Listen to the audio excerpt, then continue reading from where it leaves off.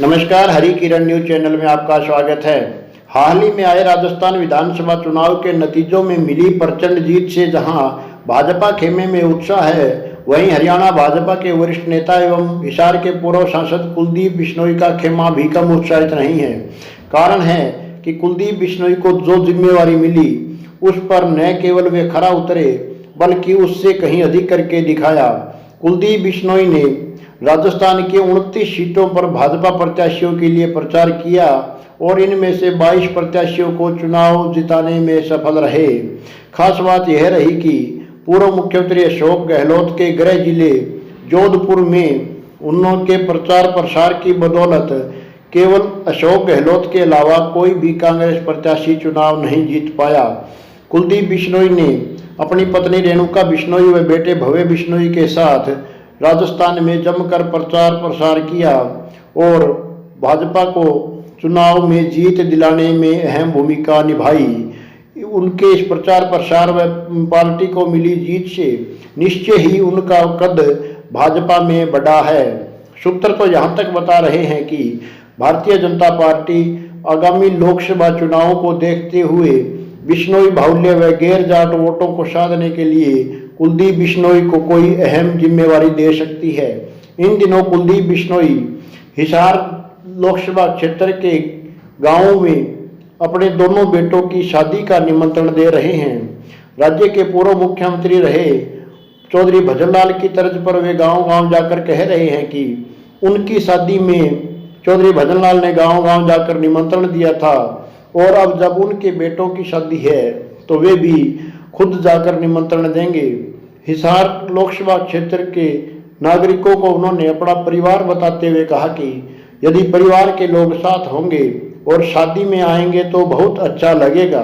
कुलदीप बिश्नोई पिछले लगभग एक सप्ताह से हिसार लोकसभा क्षेत्र में यह अभियान चला रहे हैं और गांव-गांव जाकर लोगों को शादी का निमंत्रण दे रहे हैं। बताया जा रहा है कि 3 लाख से अधिक शादी के कार्ड हिसार लोकसभा क्षेत्र में बांटे जाएंगे। इसके अलावा गांव-गांव जाकर वे सार्वजनिक रूप से लोगों को शादी का निमंत्रण दे रहे हैं ताकि इस शादी समारोह को भव्य बनाया जा सके। कुलदीप बिश्नोई देखिए किस तरह निमंत्रण दे रहे हैं। 10 बजे का समय रखा है शादी का दोनों बेटों।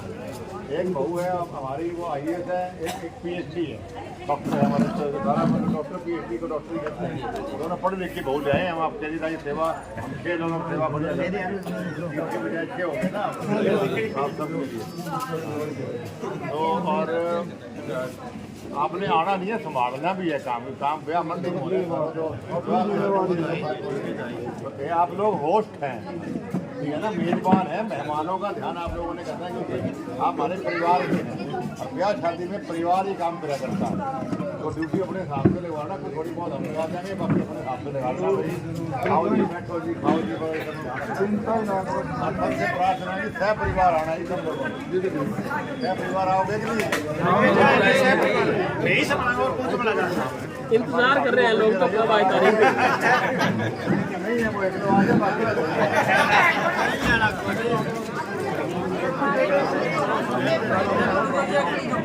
एक मिनट रुक जाओ तुम। 9 तारीख को कार्ड बांटने शुरू करेंगे हम लोग। 9 तारीख को कार्ड यहाँ पहुँच जाएंगे, चित्र करवा देंगे हम लोग भी।